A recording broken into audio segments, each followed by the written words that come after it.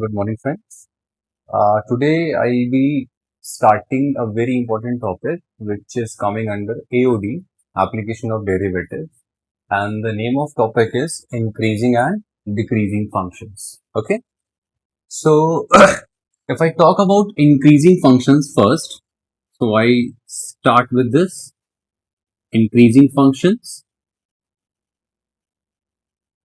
Okay, so a very important question comes in the mind that what do you mean by increasing function? So I'm taking just graphical pattern to just understand the concept. So if a function has been drawn on the graph paper and the graphical pattern is like this. Okay. So what is happening in this graph? If you see that at any point here, here, here or here or here. Okay. So many points can be there on the graph. मैं किसी भी एक particular point की बात कर रहा हूँ किसी भी पॉइंट पे अगर मैंने एक टेंजेंट प्लॉट करी लेट सपोज मैंने टेंजेंट यहां प्लॉट करी like this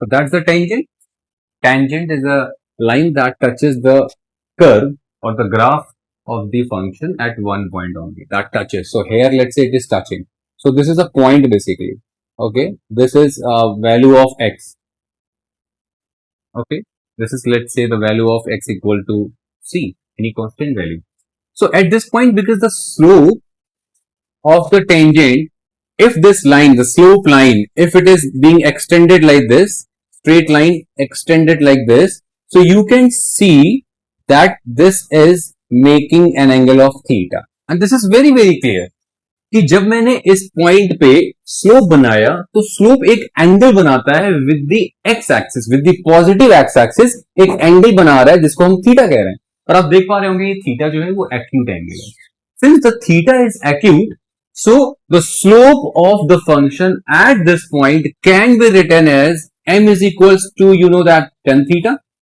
and this is nothing but is equals to dy by dx slope of the function the function is y equals to fx so इसका जब मैंने slope निकाला with respect to x जिसको हम बोलते हैं change of y with respect to change of x dy by dx और यही dy by dx अगर ये tan थीटा के बराबर है अगर ये m के बराबर होता है तो थीटा तो हमारा एक्यूट है तो अगर हम एक्यूट की बात करें एक्यूट का मतलब होता है angle which is in between 0 to 90 degree तो अगर मैं यहां पे ऐसा कोई सा भी एंगल पुट इन करूंगा instead of theta so obviously ये dy by dx या tan थीटा हमेशा कैसा आएगा ग्रेटर देन जीरो आएगा ये हम ये कह सकते हैं dy by dx will be greater than zero yes और no yes so this is actually a very clear picture कि अगर कोई फंक्शन इंक्रीजिंग फंक्शन है तो उसके किसी भी पॉइंट पे जब हम स्लोप फाइंड आउट करते हैं dy by dx निकालते हैं या फंक्शन का डेरिवेटिव जिसको आप f डैश x कहते हैं एक ही बात है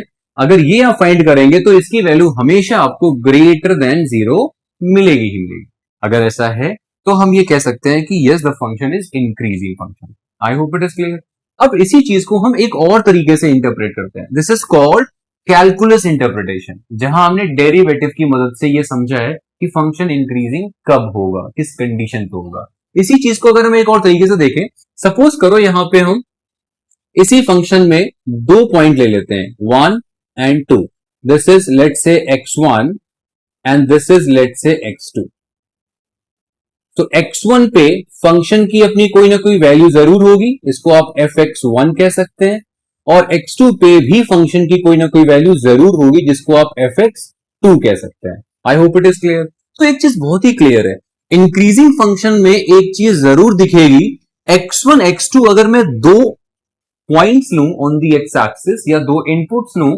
पहले वाले वैल्यू पे जब फंक्शन की वैल्यू निकाली जाएगी तो fx1 आ जाएगी और दूसरे वाले पॉइंट पे जब फंक्शन की वैल्यू निकलेगी वो fx2 आएगी तो आप देख पा रहे होंगे x1 x2 से छोटा है तो fx1 fx2 से भी छोटा होना जरूरी है ओके तो अगर मैं यहां पे बात करूं कि अगर x1 is less than x2 it implies that कि fx1 less than fx2 I hope this picture is clear तो ये भी मुझे इंडिकेट करता है कि yes this is increasing function okay तो ये भी एक कंडीशन है और ये भी एक कंडीशन है इसको हम लोग बोलते हैं एल्जेब्रिकल कंडीशन और इसको कहते हैं कैलकुलस कंडीशन। ये दोनों ही कंडीशन सही है और हम अपने क्वेश्चंस पे इनको अप्लाई कर सकते हैं।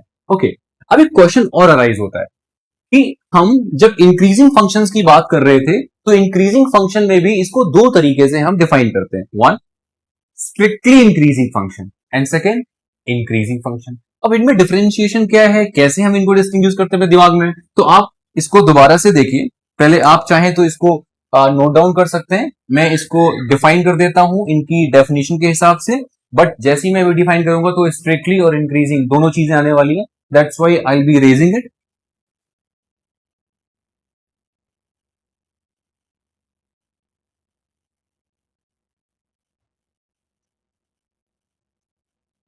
सी इंक्रीजिंग फंक्शंस के लिए what I have to write, there is a condition that if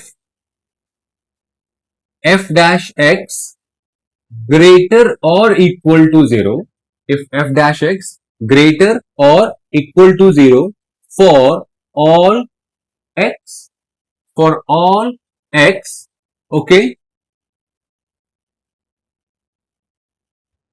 for some interval I, for some interval I, then function is called increasing function.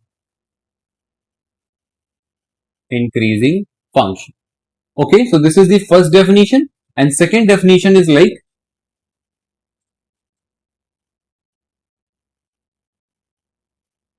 for any x1 less than x2, it implies that fx1 will be either less or equal to fx2. यहां पे और यहां पे आप एक चीज देख रहे होंगे, मैंने यहां पे x1 लेस देन x2 पे fx1 लेस देन x2 के साथ साथ fx2 के साथ साथ fx1 इक्वल टू भी लिखा हुआ है। ये जो कंडीशन है जब इक्वल लग जाएगा f डैश के साथ भी इक्वल लग जाएगा, ठीक है। जो मैंने अभी आपको पीछे समझाया हुआ था उसमें मैंने इक्वल साइन नहीं लगाया था, क्यों, क्योंकि I was talking about strictly increasing functions, but ये जो कंडीशंस हैं वो इंक्रीजिंग फंक्शंस के लिए हैं, इंक्रीजिंग फंक्शंस के लिए, ठीक है। तो इनके लिए बेसिकली अगर आप ग्राफिकल पैटर्न्स देखेंगे तो कुछ इस तरीके से बन सकते हैं, increasing and then increasing like this. तो आप यहां पे देखेंगे कि इस फंक्शन में जिसका भी ये फंक्शन, जिस कर्व का जिस फंक्शन के लिए मैंने ग्राफिकल पैटर्न बनाया हुआ है, यू कैन सी कि इस पॉइंट पे, इस पॉइंट पे, इस पॉइंट पे स्लोप पॉजिटिव है, ओके। हर जगह पे dy बाई dx पॉजिटिव है। चाहे आप किसी भी पॉइंट पे टेंजेंट प्लॉट करेंगे, यू विल सी कि वो जो टेंजेंट बनेगा वो एक्यूट एंगल यहां पे फॉर्म करेगा। लेकिन जब आप इस पॉइंट पे आते हैं तो आपने देखा होगा यहां पे dy बाई dx 0 के बराबर भी हो गया है, बट आप यहां जाएंगे तो यहां पे आपको फिर दिखेगा, जैसे ही आप टेंजेंट प्लॉट करेंगे वो टेंजेंट फिर एक्यूट एंगल फॉर्म करने वाला है। इसका मतलब यहां पे कहीं dy बाई dx फिर ग्रेटर देन 0 है, यहां पे भी dy by dx greater than 0 था। तो इसका क्या सेंस है, इसका मतलब हमारे फंक्शन में स्लोप पॉजिटिव तो है, बट कहीं ना कहीं हो सकता है एक या दो पॉइंट पे स्लोप 0 भी हो।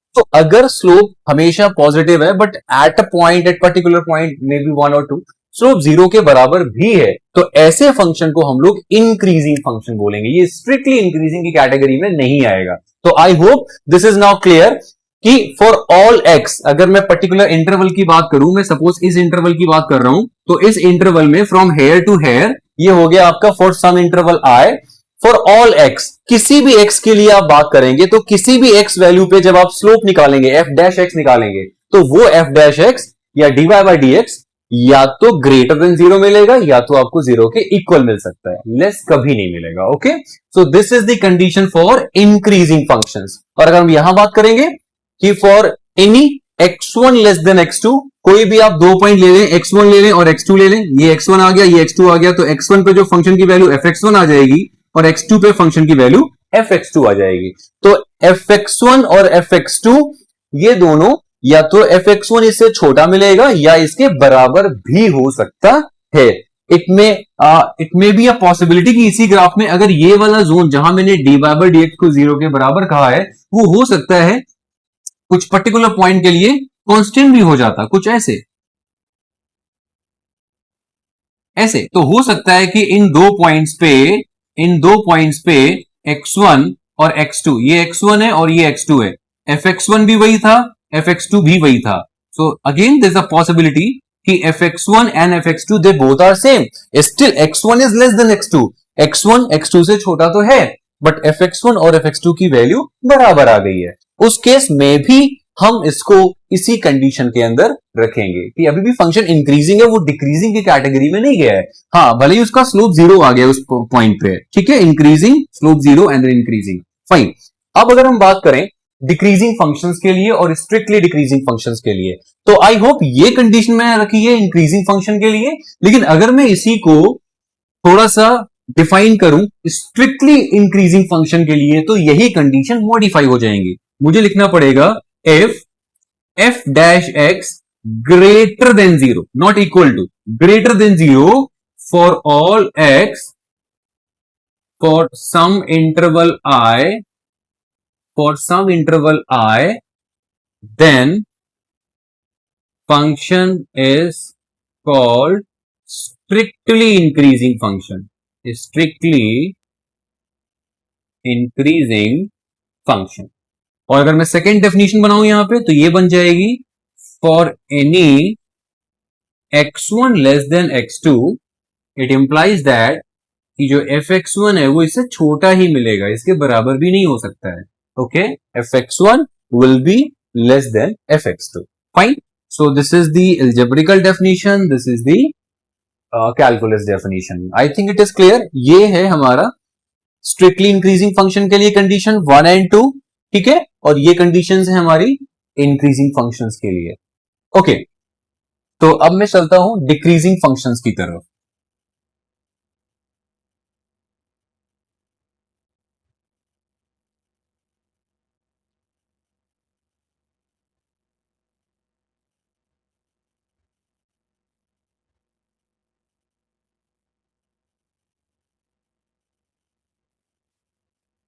Okay, so from the graph, you can analyze that if the graphical pattern of any function is being presented like this, okay, so in this graphical pattern, at any point, if you plot a tangent,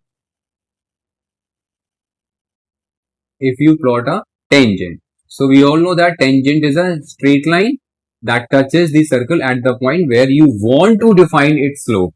So let's say this is the value of x, जहां पे मैं इस function का slope निकालना चाहता हूं, तो मैंने उस पॉइंट से टच करते एक लाइन बना दी। Okay, so this is the tangent line. Now tangent line when it is extended, it is making an angle theta with the x-axis. Now, this is a very important point that this theta is not acute this time. This is obtuse angle which are more than 90 degree. And if this theta is more than 90 degree, means you can understand that this is lying in the second quadrant. And in second quadrant, tan theta is negative. So that's why m, that is equals to tan theta, and that is again equals to dy by dx, or you can say this is equal to f dash x. Now the value of tan theta, since it is less than 0, because theta is in the second quadrant right now, the slope of the tangent line, what you have drawn at the point, this is negative right now. Okay, so tan theta is negative, or you can say f dash x is negative, or you can say dy by dx is negative. I hope the picture is clear. इसका मतलब तो ये हुआ कि decreasing function अगर है, तो मैं उसके किसी भी पॉइंट पे अगर स्लोप निकालूंगा, टेंजेंट ड्रॉ करूंगा और स्लोप निकालूंगा, तो स्लोप मुझे नेगेटिव मिलने वाला है। Okay, so see if I make the definitions for decreasing function, so I must right if f dash x less than or equal to 0 for some interval I for all x, okay, for all x, then function is called decreasing function.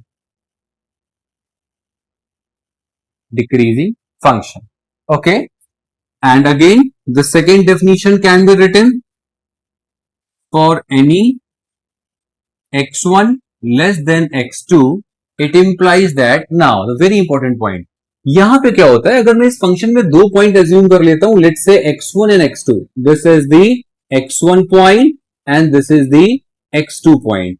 Okay, so at x1 the value of function will be here somehow, ये निकल के आने वाला है. और अगर मैं x2 पे बात करूंगा तो फंक्शन का वैल्यू यहां तक निकलेगा fx2. So from the picture it is it can be seen that fx1 is greater and fx2 is lesser. As x1 is less than x2, जबकि x1 x2 से छोटा है, लेकिन अगर मैं फंक्शन की वैल्यू को देखूंगा तो fx1 fx2 से छोटा नहीं है, fx1 is greater. It means for any x1 less than x2, it implies that fx1 is greater than fx2. क्योंकि मैं डिक्रीजिंग फंक्शन की बात कर रहा हूं, मैं स्ट्रिक्टली डिक्रीजिंग की बात नहीं कर रहा हूं, इसलिए it can also be equal to this, जैसे मैंने यहां लिखा हुआ है, डेरिवेटिव कैन बी लेसर और equal to 0. Okay, and here also if x1 less than x2 पे it implies that fx1 greater और इक्वल टू fx2, तो भी हम इस फंक्शन को डिक्रीजिंग फंक्शन ही कहेंगे. ओके, तो इस पूरे फंक्शन में मैंने इस चीज को अज्यूम करके चल रहा हूं that the function is decreasing, maybe somehow the slope is 0 at a point and then again decreasing. So this is the graphical pattern for decreasing function. और ये जो फंक्शन जो आपके सामने ये ग्राफ बना हुआ है, ये ग्राफ है आपके लिए स्ट्रिक्टली डिक्रीजिंग फंक्शन के लिए, क्योंकि इस फंक्शन में कहीं भी आप अगर देखेंगे यहां से यहां तक तो कहीं भी स्लोप 0 नहीं है, यहां पे केवल और केवल स्लोप नेगेटिव ही है. तो if the slope is always negative, कहीं 0 भी नहीं है, तो फिर उस केस में ये स्ट्रिक्टली डिक्रीजिंग कहा जाएगा. और अगर लेस देन के साथ साथ स्लोप नेगेटिव तो है, लेकिन नेगेटिव के साथ साथ हो सकता है किसी पॉइंट पे 0 भी आ गया हो, तो फिर हम उसको डिक्रीजिंग कहेंगे, उसको स्ट्रिक्टली डिक्रीजिंग नहीं बोल पाएंगे. ओके, तो अगर मैं यहां पे डेफिनेशन को लिखूं for the strictly decreasing functions, तो I must write that if f dash x is less than 0 for some interval I, okay, then function is called strictly decreasing function. Strictly decreasing function. And the second definition for the same, for any x1 less than x2, it implies that fx1 will be greater than fx2. I hope आप ये difference को समझ पाए होंगे. मैंने जब decreasing लिखा तो यहां इक्वल लगाया है, जब मैंने स्ट्रिक्टली डिक्रीजिंग लिखा है तो यहां मैंने इक्वल नहीं लगाया है. So these are the conditions for strictly decreasing functions, okay, and these are the conditions for decreasing functions. Fine, आप इसको नोट डाउन कर सकते हैं. बस मैं अभी एक और चीज को आपको कंटिन्यू करता हूं, वो है आपका कांस्टेंट फंक्शन, ताकि आपको वहां पे कंफ्यूजन क्रिएट ना हो. ओके,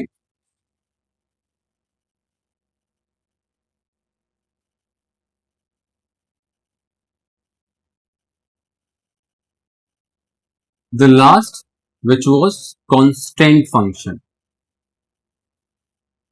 कांस्टेंट फंक्शन बहुत ही सिंपल सा है कि अगर मैं कोई ऐसा फंक्शन प्लॉट कर रहा हूं in the x y Cartesian plane, let's say like this, तो अगर मैं इस x वैल्यू पे इसका टेंजेंट प्लॉट करूंगा, तो देखो टेंजेंट वैल्यू जब बनेगी इस पॉइंट पे, फंक्शन के इस पॉइंट पे आप टेंजेंट बनाएंगे, तो वो टेंजेंट x एक्सिस के साथ पैरेलल हो जाएगी, और पैरेलल होते ही उसका जो एंगल बनेगा वो 0 डिग्री बनेगा, और tan 0 0 होता है. इसका मतलब अगर आपने इस फंक्शन के लिए ये जो एक कांस्टेंट फंक्शन आपने प्लॉट किया है, ठीक है, ये जो y equal to f x एक कांस्टेंट फंक्शन है, वो कुछ भी हो सकता है. Let's say y equal to 5 है, ये अगर ये y इक्वल टू 5 है तो आप देख पा रहे होंगे कि यहां पे इस फंक्शन के लिए y इक्वल टू 5 के लिए किसी भी पॉइंट पे जो टेंजेंट बनेगी वो हमेशा x एक्सिस के साथ में 0 डिग्री बनाएगी. ये आपकी x एक्सिस है, ये आपकी टेंजेंट लाइन अगर आप बनाएंगे तो, ठीक है. तो ये अगर 0 डिग्री बनाएगी तो m क्या निकलेगा, 0 निकलेगा, मतलब tan थीटा 0 आएगा, मतलब f डैश x या dy बाई dx 0 के बराबर आएगा, मतलब स्लोप 0 के बराबर आएगा. और ऐसा एक पॉइंट पे नहीं, आप किसी भी पॉइंट पे निकालेंगे, यहां भी टेंजेंट बनाएंगे तो भी स्लोप 0, यहां टेंजेंट बनाएंगे तो भी स्लोप 0. इसका सीधा सा मतलब है कि इसका मतलब एक ऐसा फंक्शन एक ऐसा function if f dash x हमेशा बराबर जीरो है, if f dash x is equals to zero for some interval I, for some interval I for all x, then function is called constant function. constant function. और अगर मैं इसी के लिए algebraical condition बनाऊं तो वो बनेगी for any x1 less than x2 के लिए it implies that जो fx1 है और जो fx2 है वो हमेशा बराबर आएंगे. आप देख पा रहे होंगे कि अगर मैं यहाँ पे कोई वैल्यू ले लूं x1 तो वहां भी fx1 की वैल्यू 5 आएगी, और यहां वैल्यू कोई ले लूं x2 तो x2 पे भी fx2 की वैल्यू भी 5 ही आएगी. तो वैल्यू बदल नहीं रही है, so they are equal, rather x1 is less than x2. तो आई होप आप ये ग्राफिकल पैटर्न समझ गए होंगे, इन फंक्शंस के बारे में समझ पाए होंगे. अब एक छोटी सी चर्चा में और कर लेता हूं जहां आपको केवल इन सब में एक क्लैरिफिकेशन आ जाए. मैं रैंडमली ग्राफ ड्रॉ कर रहा हूं, like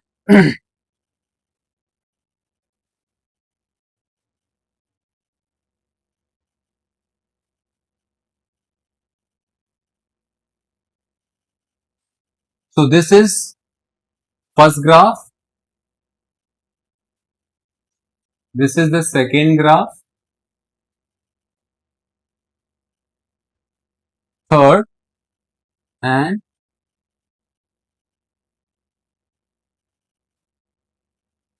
fourth. Okay,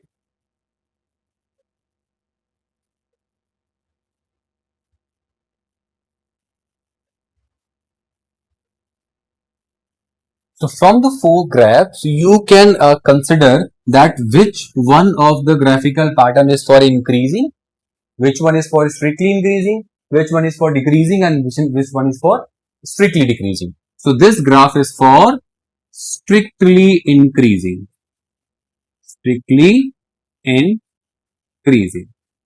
Very simple, since the dy by dx, since the slope is always greater than 0 for all x. Here dy by dx, yes it is greater 0, but somehow it is also equal to 0 for all x.